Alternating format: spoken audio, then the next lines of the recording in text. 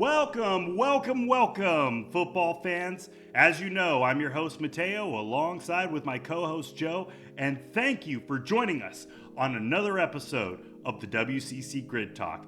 This right here is going to be an exclusive Green Bay Packers episode because the Green Bay Packers defeat the number 2 overall seed, Dallas Cowboys, in their own house, 48-32.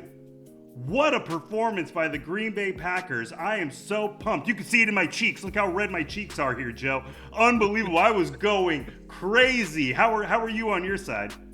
Dude, I am speechless. I'm shocked.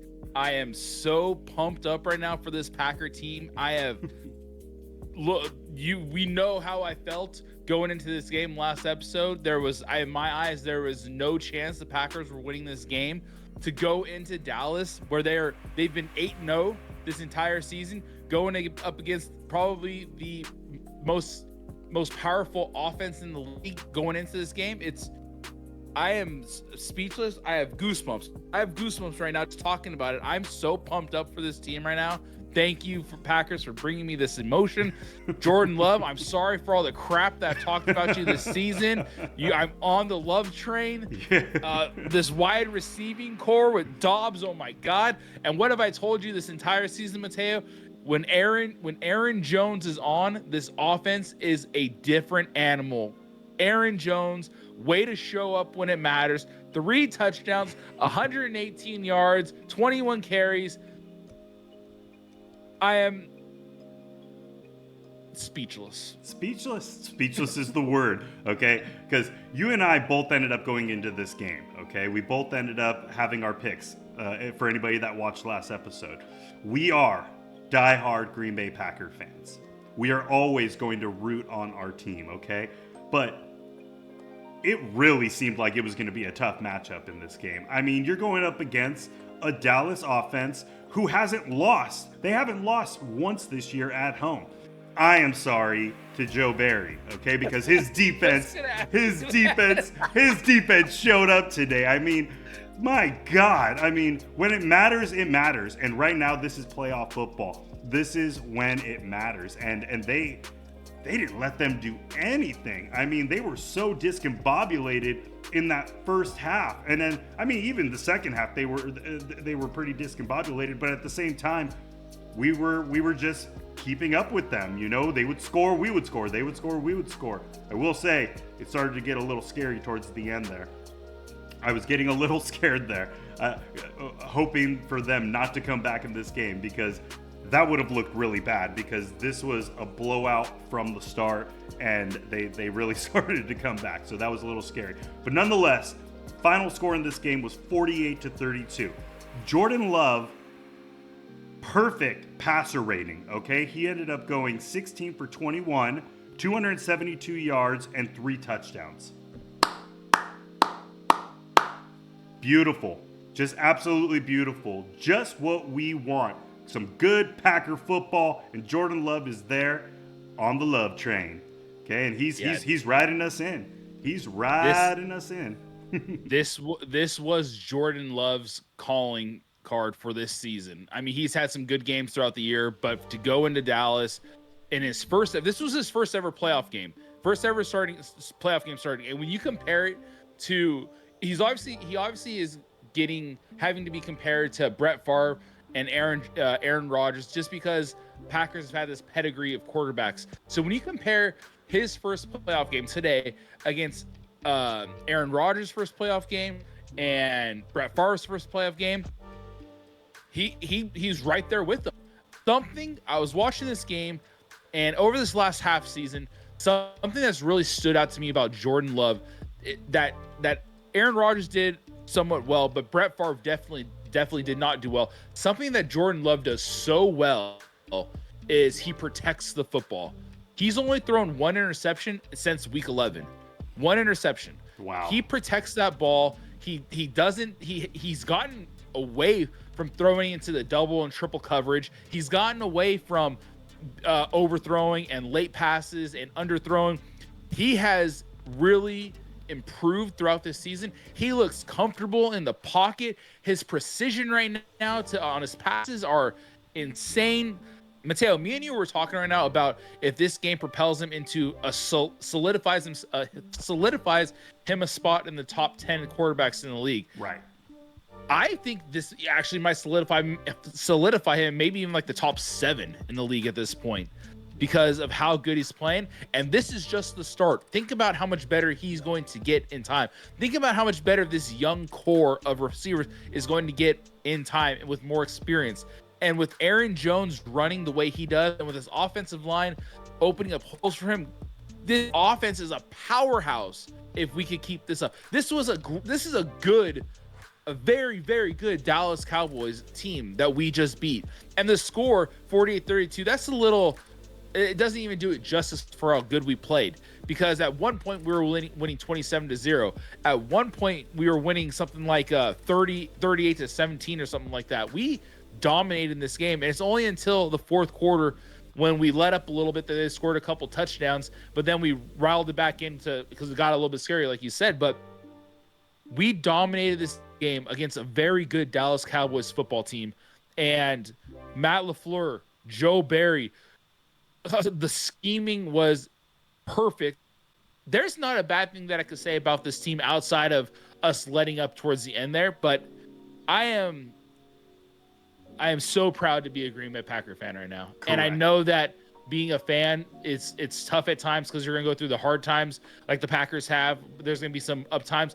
I'm always proud to be a Packer fan, but more so right now than in a long time am I proud to be a Packer fan. The upside of this team now and for the future of the next 5, 6, 7 years, I see great things for this football team. And it's the first time in probably 2 or 3 years that I've actually felt this way about the Packers team. Yeah, I mean, just everything that they have going for them. And, I think one of the big successes that they had in this game, which, has been shown throughout the course of the season, the amount of weapons that they have. And it really solidified in this game right here.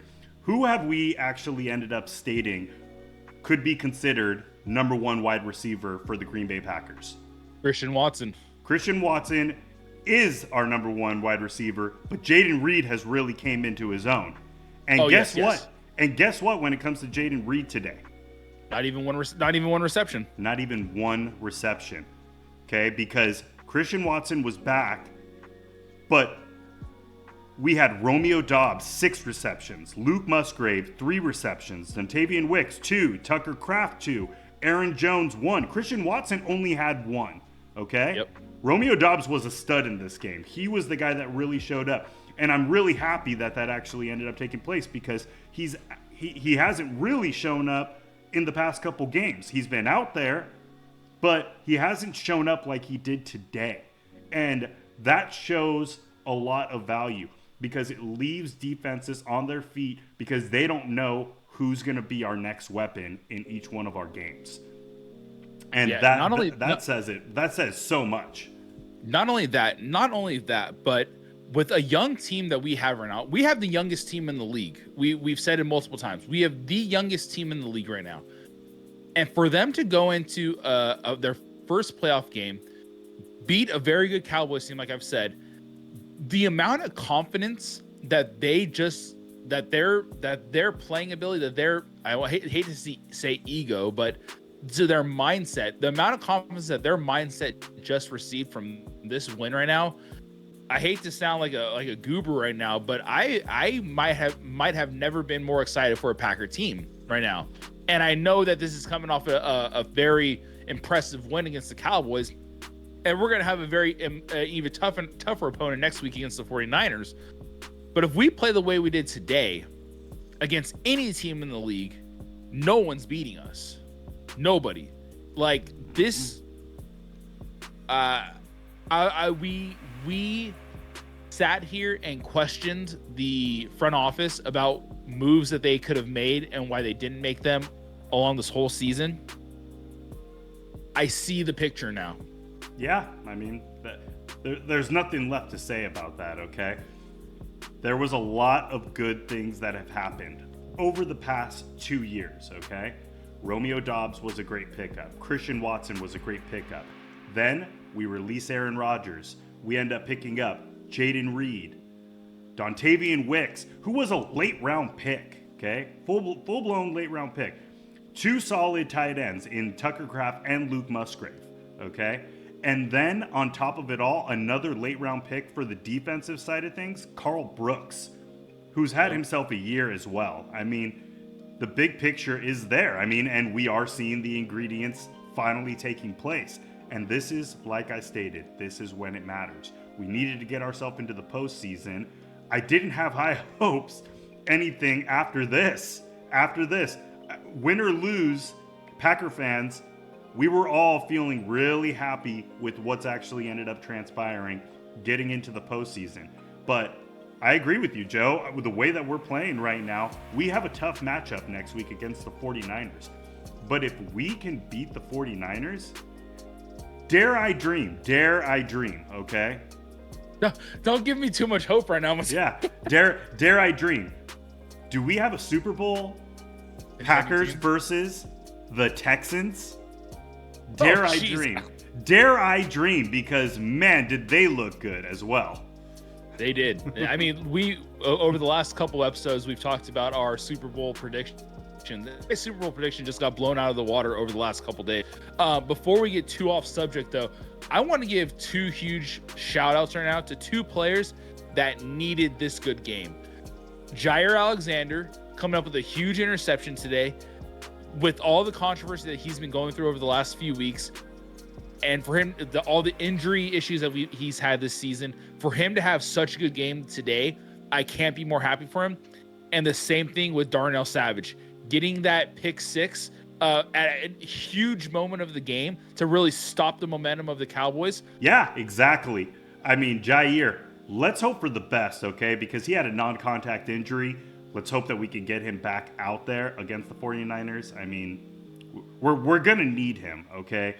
We kind of saw how the second half actually ended up transpiring, and Dak started moving the ball like crazy, and I could see that potentially taking place again with all of the weapons that they have in San Francisco. You got Deebo Samuel, you got Brandon Ayuk, and then Brock Purdy throwing this ball around.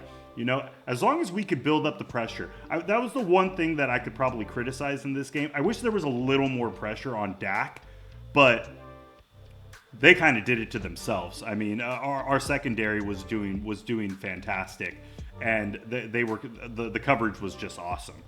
So yeah, Darnell Savage, huge pickup, huge pick 6. I mean, that was just unbelievable. And Joe, I think I sent you a message, and I was just asking you, is this real life? Is this real life? Is this real life? I mean, I couldn't believe what I was seeing. But yeah, I'm on a super high right now. I know you're on a super high. Packer family out there, you guys should all be on a super high. I mean, we weren't expecting this, okay?